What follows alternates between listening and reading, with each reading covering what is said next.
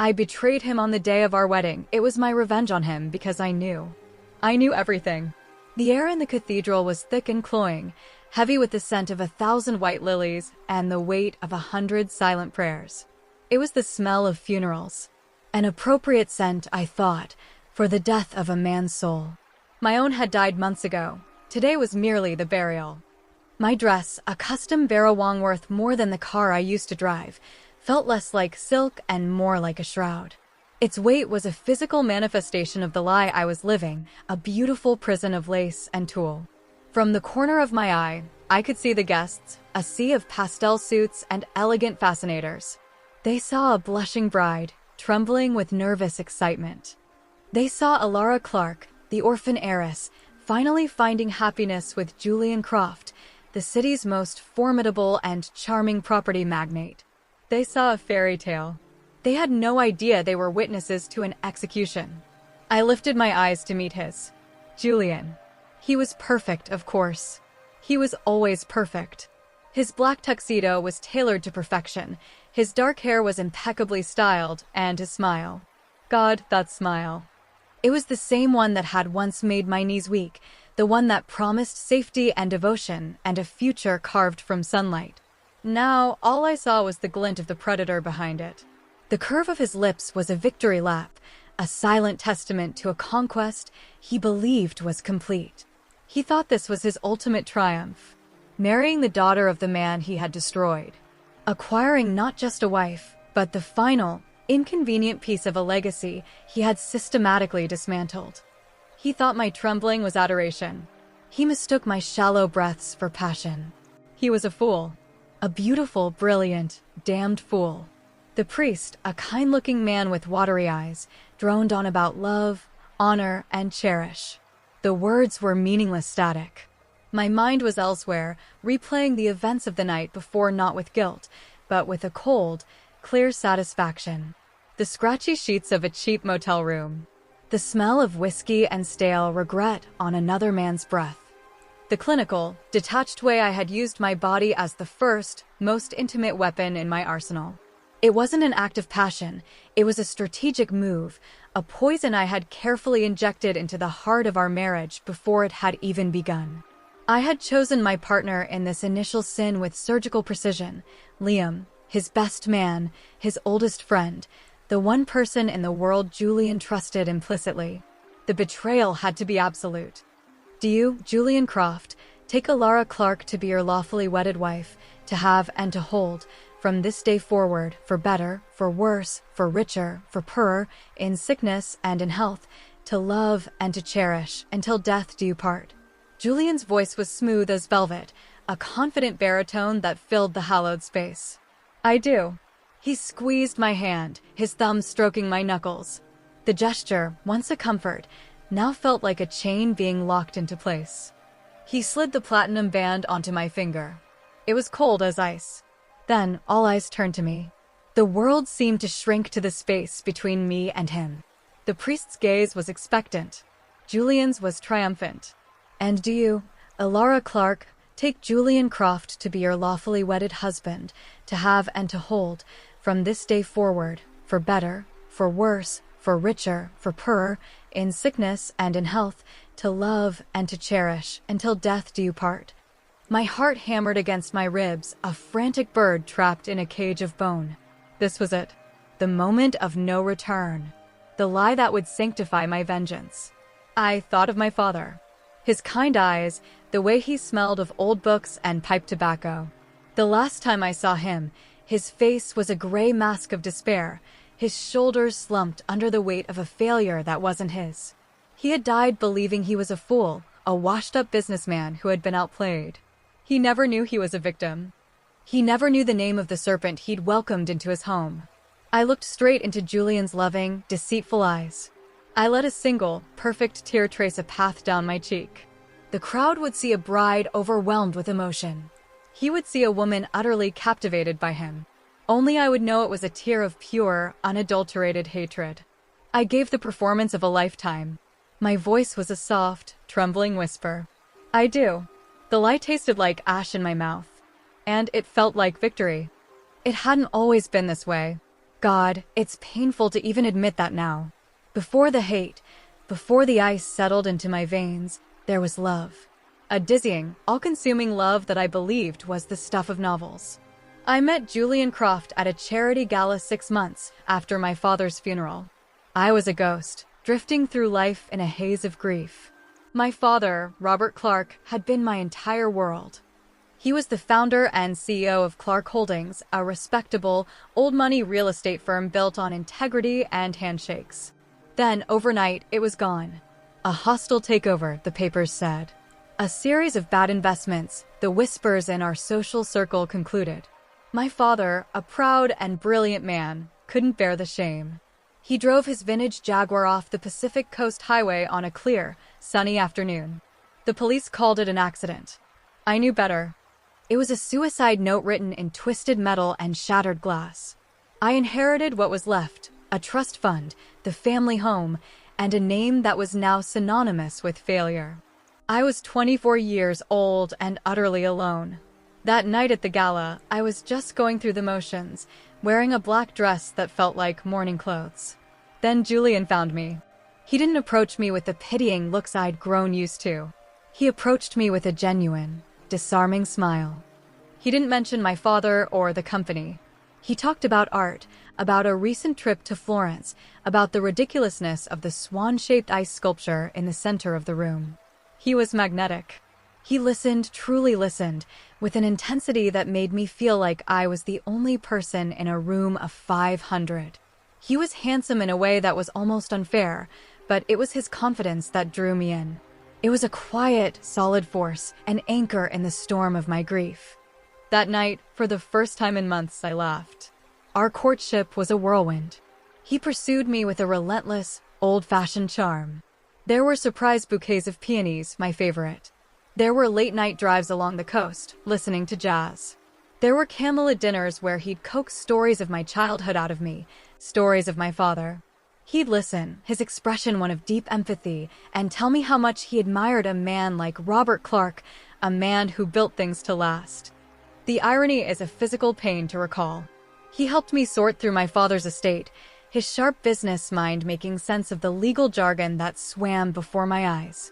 He was patient, kind, and protective. He made me feel safe. He rebuilt the walls around my shattered heart, brick by loving brick. I fell for him completely, foolishly, blindly. The proposal came 3 months later, on a yacht in the middle of the bay, under a blanket of stars. He got down on one knee, presented a diamond that seemed to hold all the light in the world, and told me he wanted to spend the rest of his life making me happy, protecting my father's legacy, and building a new one with me. I believed him. I cried and said yes, feeling a surge of hope so pure it was almost painful. I thought my father had sent him to me, an angel to pull me from the darkness. The first crack in the perfect facade was so small I almost missed it. We were at his penthouse apartment, planning the wedding. Julian was on a business call in his study, the door slightly ajar. I was arranging some files on his desk when I heard a name that made my blood run cold, Westwood. Westwood Developments was the faceless vulture capital firm that had initiated the hostile takeover of Clark Holdings. They were the ones who had bled my father's company dry. I had never mentioned their name to Julian, assuming he knew the broad strokes, but not the sordid details. His tone on the phone was different from the warm, gentle voice he used with me. It was sharp, ruthless. Westwood's position is secure, he said, his voice a low growl. Clark's remaining assets are negligible, but the name still has value. The marriage will consolidate everything. No, she doesn't suspect a thing. She's completely enamored. It's almost too easy. My breath caught in my throat. I stood frozen, the heavy cardstock of a wedding invitation cutting into my palm. Asterisk, she doesn't suspect a thing. Asterisk, he couldn't be talking about me. It had to be a different deal, a different woman. A horrible coincidence. When he came out of the study, he saw my pale face and his smile faltered for a fraction of a second. Everything all right, my love? I heard you say, Westwood, I said, my voice barely a whisper. The company that went after my father's firm. His recovery was instantaneous. He wrapped his arms around me, pulling me into a comforting embrace. His expression softened into one of sympathy and anger. "Oh, Alara, I'm so sorry you had to hear that. I'm in the process of acquiring them. A bit of corporate justice, you could say. I'm buying them out only to dismantle them, piece by piece. It's the least I can do to avenge what they did to your father." It was the perfect explanation. So perfect, it made my skin crawl. He was avenging my father. He was my knight in shining armor. He turned my fear into another reason to adore him. I wanted to believe him so badly that I pushed the cold knot of dread deep down into my stomach and ignored it. But the seed of doubt had been planted. And in the dead of night, it began to grow. My investigation started small. A nagging curiosity. I began to watch him, really watch him. I noticed how he shielded his phone when he texted, how he had a second laptop he kept locked in his safe, one he never used when I was around. I started paying attention to the names of the shell corporations and holding companies he mentioned in passing. The real break came one night when he was in Zurich for a banking conference. He'd called me from his hotel, his voice full of love and longing. An hour later, I was tidying his study, something he normally hated, and I found a receipt from a local restaurant tucked into a book. It was from that very evening. He wasn't in Zurich. He was right here in the city. Panic, cold and sharp, pierced through me. The lie was so blatant, so unnecessary. Why? That night, I broke my own moral code. I hired a private investigator, a grizzled ex-cop who specialized in corporate espionage and marital indiscretions. I paid him in cash from my personal account, my hands shaking as I handed over the envelope. While I waited for the investigator's report, I did my own digging. I remembered the name of my father's old chief financial officer, a man named George Riley, who had been forced into early retirement after the takeover. It took me a week to find him. He was living in a small town upstate, a broken man.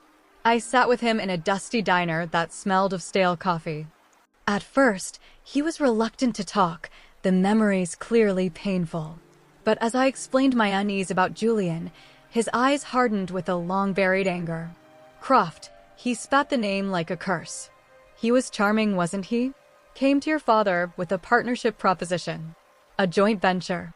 Robert, your father, he trusted him. He saw a younger version of himself in Croft. Ambitious, sharp. George then laid out the whole sickening story. Julian had used the partnership as a Trojan horse. He'd gained access to Clark Holdings' financials, its client lists, its vulnerabilities. He systematically poached key employees, created dissent on the board, and fed Anonymous, damaging information to financial journalists. Simultaneously, using a series of offshore shell companies all funneling back to Westwood Developments, his asterisk firm, he shorted Clark Holdings stock, driving its value into the ground. The final blow, George said, his voice hoarse, was when he used his inside knowledge to trigger a covenant in one of your father's largest loans, causing an immediate default. That's when Westwood launched the public takeover bid. Your father was trapped. Julian Croft didn't just outplay him. He assassinated him, professionally and personally. He built his entire empire on the ruins of your father's life. I drove home in a daze, George's words echoing in my head. It was all true. The charming man I was going to marry, the man who held me while I cried for my father, was the one who had handed him the gun and told him to pull the trigger. My love story was a lie. My entire life for the past year had been a meticulously crafted illusion. He wasn't marrying me for love. He was marrying me to absorb the last remnants of the Clark name, to own the final piece of the man he'd destroyed, a final, perverse trophy. The private investigator's report confirmed everything, and then some. It included photos of Julian meeting with the board of Westwood. It included bank statements linking him to the offshore accounts that had financed the attack. And it included one other detail: a series of photos of Julian entering a discreet suburban house twice a week. The investigator had identified the woman who lived there. Her name was Sarah, and she had 2 young children. Children who had Julian's dark hair and piercing blue eyes. He wasn't just a corporate murderer. He was a man with a secret family, a whole other life I knew nothing about.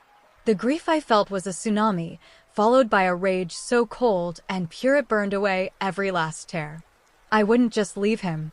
That would be a quiet victory for him. He'd spin a story, paint me as an unstable, grieving girl, and move on. No, he had taken everything from me. My father, my security, my trust, my love. I would take everything from him. His company, his reputation, his pride. And I would do it on the grandest stage possible. Our wedding day, the pinnacle of his supposed triumph. My plan began to form. It needed a personal touch, a betrayal that would mirror his own. It needed an accomplice. And I knew just the person. Liam, his best man. I'd always sensed a simmering resentment from Liam towards Julian. They were childhood friends, but Julian's star had risen meteorically while Liam's had plateaued. I did some digging and found out that their first joint business venture had ended with Julian buying Liam out for pennies on the dollar just before the company went public, costing Liam millions. Julian kept him close, a classic power move, keep your enemies closer. Liam played the part of the loyal friend, but I could see the bitterness in his eyes at every party, every dinner. He was the perfect weapon. I met him at a dive bar on the other side of town. I laid out everything I knew, every piece of evidence. He listened, his expression shifting from surprise to a grim, knowing anger. I always knew he was a snake, Liam said, downing his whiskey. I just never knew the scale of it. I want to destroy him, Liam. Publicly. And I want you to help me. My proposition was simple. On the night before the wedding, he and I would cement my betrayal. And at the reception, he would help me expose the rest. He hesitated for only a moment before a slow, cruel smile spread across his face. It would be my pleasure, he said. Consider it a wedding gift. The wedding reception was held at the Grand Crest Manor, a sprawling estate with manicured gardens and glittering chandeliers. The illusion of the fairy tale continued. Hundreds of guests ate salmon mousse and sipped vintage champagne, blissfully unaware of the ticking time bomb in the white dress. I played my part. I smiled until my face ached. I danced the first dance with Julian, my body rigid in his arms as he whispered lies about our future into my ear.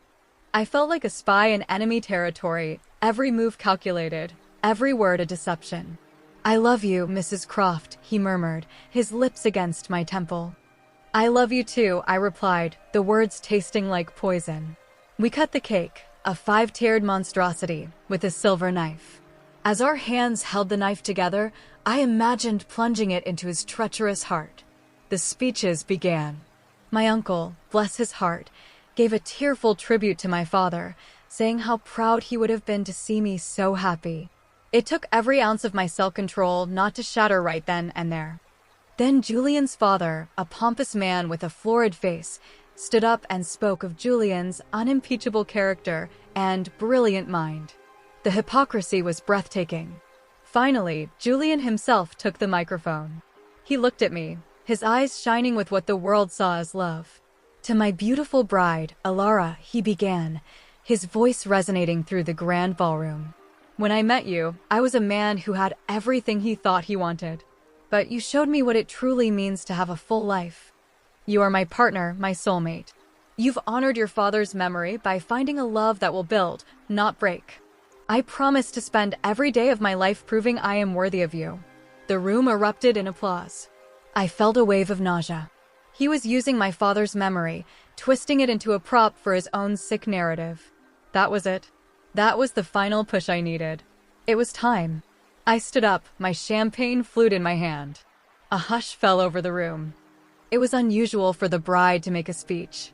I'd like to say a few words, if I may, I said, my voice clear and steady. Julian beamed at me, a proud husband. He squeezed my hand under the table, urging me on. I walked to the microphone set up on the stage, my steps even and measured. The spotlight followed me. I felt the hundreds of pairs of eyes on me. Thank you all for being here to celebrate this momentous day, I began, smiling sweetly. Julian, your words were beautiful. And you're right. My father is on my mind today. He was a man who believed in honor, integrity, and trust. He believed that a person's name was their most valuable asset. These are the values he taught me. And tonight, I want to honor him by sharing a story about business and about love. I could see a flicker of confusion in Julian's eyes. This wasn't the tearful, loving speech he was expecting. Some of you may know the story of Clark Holdings, I continued, my voice gaining strength. You may have heard it was a story of failure of a man who couldn't keep up with the times. But I've recently learned the truth. It was not a story of failure. It was a story of betrayal. I nodded to a technician at the back of the room. He was a man my private investigator had recommended, paid handsomely for his discretion and skill. The large screen behind me, which had been displaying a tasteful slideshow of photos of me and Julian, flickered to life. But it wasn't a photo that appeared.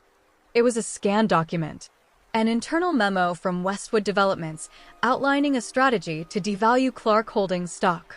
The author, visible at the bottom of the page, J. Croft. A collective gasp went through the room. Julian had shot to his feet, his face ashen.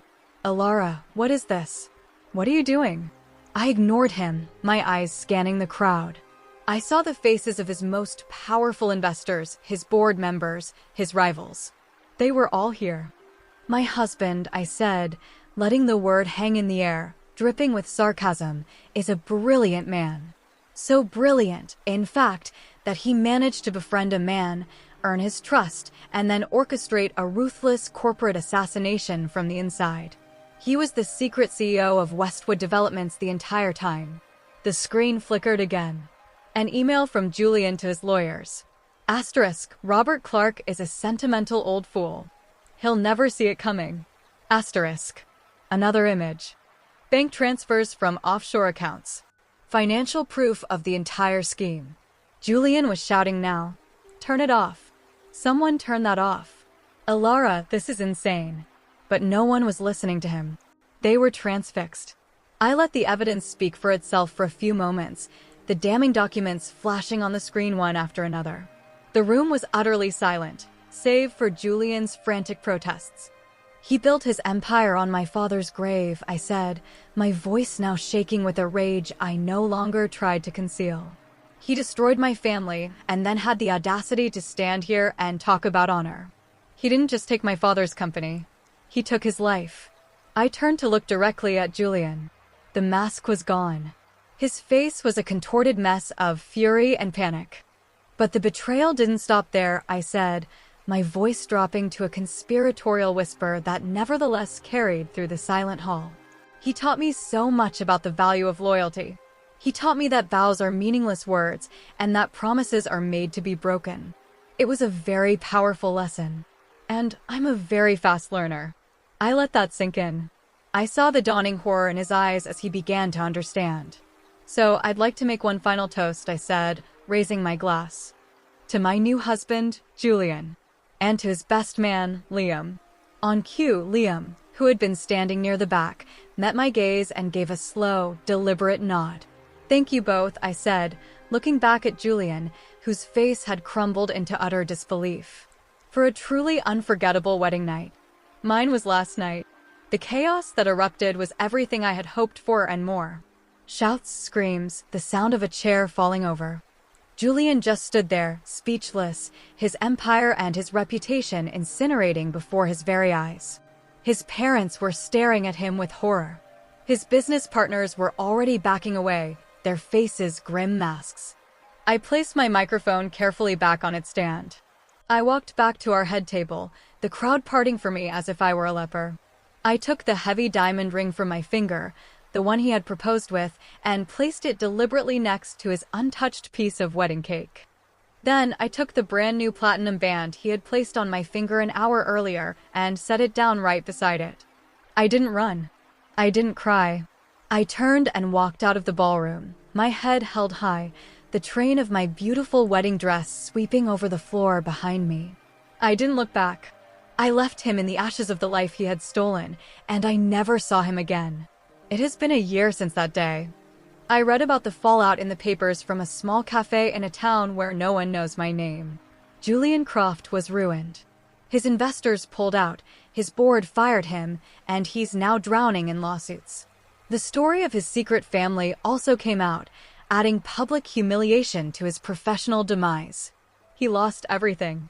As for me, I am free. I sold the family home, donated a significant portion of my inheritance to a foundation for ethical business practices that I established in my father's name, and I started over. The triumph I felt that night was immense, a cleansing fire. I had avenged my father. I had served justice to a man who believed he was above it. But revenge is a strange companion. It keeps you warm for a night, but the embers are cold by morning. Destroying him didn't bring my father back. It didn't erase the pain or the memory of his despair. It just created a new, quieter void. There are nights I lie awake and wonder about the person I had to become to orchestrate such a perfect, cold-hearted demolition. I took a monster down, but I had to step into the darkness to do it. I live a quiet life now. I am healing, but the ghost of that day lingers. The woman in the white dress, filled with ice and fury, is still a part of me. I did what I did because I believed it was the only way to balance the scales. He took a life of honor, so I took his life of lies. It was an eye for an eye. In your opinion, did I do the right thing?